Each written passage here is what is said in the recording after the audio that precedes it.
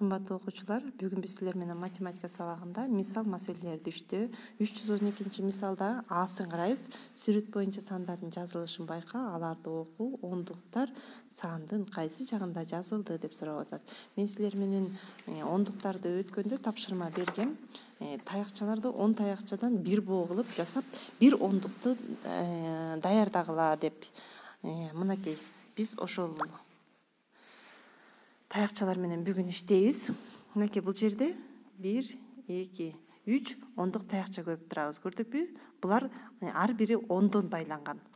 Ошондо 3 ондукту бири-бирине кошсок 30 болот. А бул жерде бирден гана таякча турат. Экөөнү кошсок 32 болот. Ондук таякчаларды 1 ондук, 2 ондук, 3 ондук деп айтабыз дагы. Ал эми өзүнчө бирден турган таякчаларды бирдиктер деп айтабыз. 3 ондук жана 2 бирдик 32 саны келип чыгат. Андан кийинкисин карайбыз. 1, 2 ондук, 1, 2, 3 бирдик. 2 ондук, 3 бирдик 23 саны келип чыгат. Ошондой эле Бсы 1 ондук, 4 бирдик. Ондук дегенди кыскартып 10 деп эле жазабыз. Бирдикти жазбай деле койсок болот, түшүнүктүү болот. 14 саны келип турат. Ушул сыяктуу кылып улантып жазасыңар. 2 ондук, 5 бирдик, 4 ондук, 6 бирдик, 9 ондук, 1 бирдик. Андан кийинки 313 мисал. Ар бир санды ата. 2 ондук, 4 бирдик 24, 3 ондук 0 бирдик 30, 4 ондук 2 бирдик 42, 5 ондук 3 бирдик 53, 6 ондук 0 бирдик 60. Булар 2 орундуу сандар.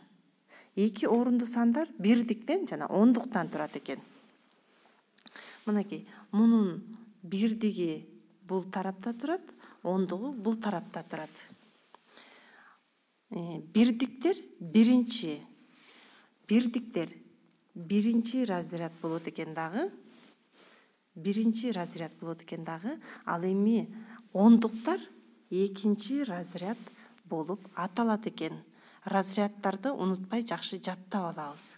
Андан кийин 314 мисалды карайбыз. Сүрөт боюнча сандарды атап жаз дейт. Бул жерде 4 столбик турат. 4 столбиктин 3 столбигинде ондон бирдиктер, ондуктар жайгашкан.